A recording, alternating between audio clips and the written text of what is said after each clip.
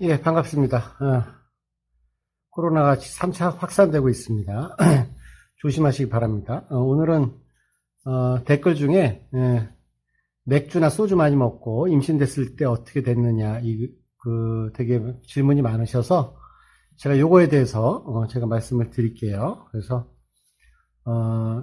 보통의 경우는 이 책에 나와 있습니다. 되게 두꺼운 책 있죠? 요 약물과 임신에 관한 책 엄청 두껍습니다.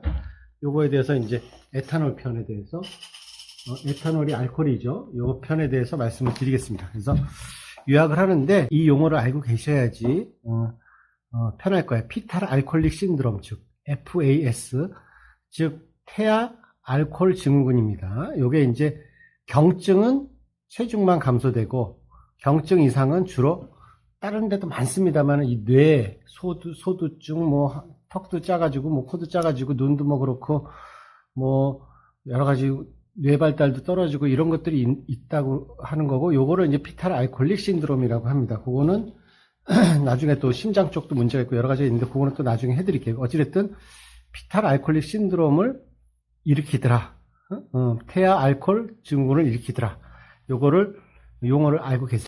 어느 정도 양을 드시면 나오는지 논문이 여러 개를 이제 나열해 놨습니다. 결론은 났지만 어느 정도 이제 여러 가지 있는데 참고해 보시면 자기가 어떤 케이스에 들어가는지 보일 거예요. 경증의 피탈 알코올릭 신드롬. 중증은 아까 얼굴 기형 같은 게 나타난다 그랬죠. 경증은 이제 보통의 경우는 아기가 출산할 때 뭐 2.5kg로 작은 애들을 저출생 체중아라 그러죠. 아기가 태어날 때 작은 애들이 태어나는 경우가 있는데 이럴 경우는 30ml의 알코올, 즉 맥주 한 600cc, 소주 반병을 매일 드신 경우 그럴 수 있다. 특히 이제 임신 초기에. 그리고 맥주 600cc, 500cc를 한 두세 잔, 그리고 소주 한 병을 매일 드시면 아주 중증의 피탈 알코올릭 신드롬, 즉 얼굴, 심장기형, 뭐 뇌 발달 저하 이런 것들이 나타난다. 그러니까 우리가 이제 어쩌다가 매일같이 드셨다는 경우에 이거는 그러니까 뭐 어쩌다 한 잔 드시면 확실히 확 떨어지겠죠. 무슨 인지 아시겠죠?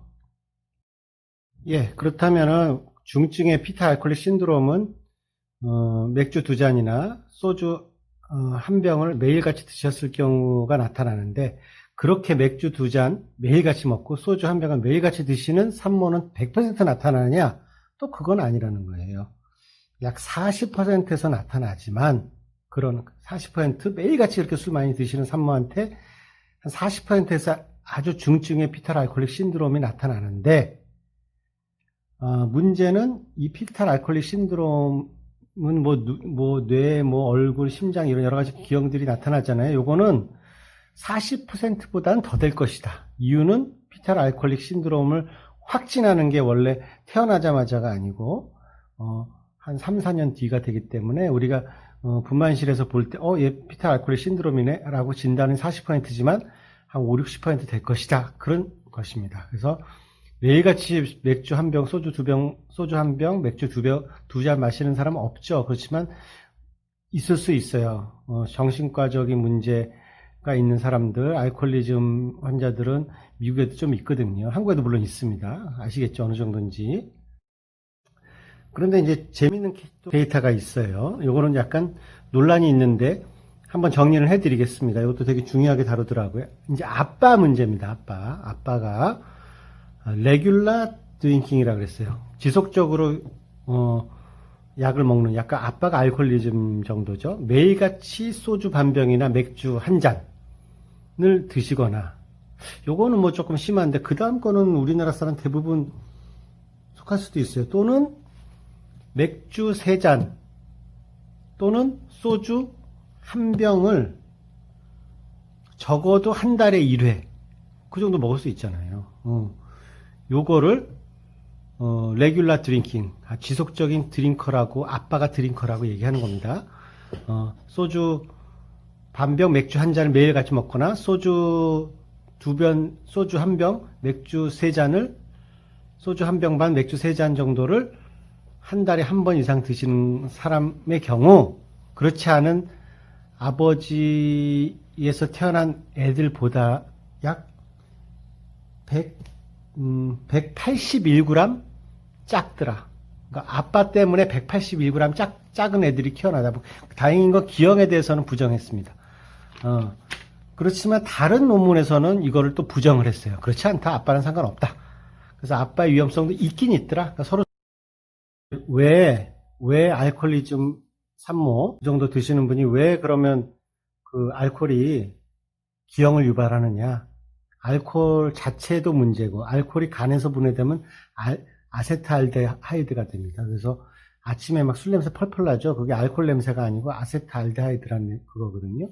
그 알코올과 그 분해 메타볼리트의 그 산물인 아세트알데히드 때문이다. 그러면 이거로만이 다 해당이 되느냐? 그렇지는 않다는 거예요. 왜냐하면 이게 알코올리즘이잖아요. 이런 사람들이 진짜 알코올리즘은 안주빨 안 세웁니다. 술만 먹죠. 그 때문에 푸어 프로테인 인테이크, 즉 한마디로 단백질 섭취도 떨어지고 비타민 B가 부족하게 돼요. 비타민 B가 부족하고 뭐 그런 것 때문에 또 알코올에 약간 납성분도 있고 여러 가지 이런 것 때문에 그럴 것이다. 알코올 자체도 문제지만 이 네 가지 때문에 바로 아기가 피탈 알코올릭 신드롬이라는 그 기형이 나오더라. 그러면 피탈 알코올릭 신드롬이 뭔지 제가 간단하게 설명을 해드리겠습니다. 요것만 딱 기억하시면 됩니다. 예, 피탈 알코올릭 신드롬을 드디어 이제 설명하게 됩니다. 그 네 가지만 딱 기억하면 돼요. 구체적인 거는 첫 번째는 아까 얼굴, 크라니오 두뇌가 그 이 뇌 골격계가 이 두개골이 작아진 거, 뭐 눈, 코, 입, 귀 다 기형, 턱도 작아지고 이런 것들. 크레니오 페이셜. 그래서 요거 하나. 두 번째는 이 속 내용물, CNS, 중추신경계의 장애. 그래서 뭐 당연히 지능 저하. 그 다음에 아기가 막 이렇게 막 뭐 한마디로 얘기해서 막 그 ADHD끼리 막 하이퍼 액티비티 막 돌아다니고 막 정신이 없는 애들, 막 집중 못하는 애들, 막 못 걷는 애들 이런 것들이에요. 두 가지죠. 크레니오 페이셜하고 중추신경계. 얼굴하고. 세 번째는 아기가 좀 전체적으로 좀 작다는 애들. 네 번째는 심장과 생식기입니다. 생식기는 뭐 소음순이 작다든가 뭐 요도 하열이든가 이런 거고 심장도 그 기형이 올 수 있다. 심장 기형도 올 수 있다. 그 얘기입니다. 이 네 가지만 딱 기억하면 됩니다. 구체적인 거는 뭐 저도 이제 봐야지 알아요. 근데 여러 가지 기형들이 있다고 이렇게 돼 있습니다.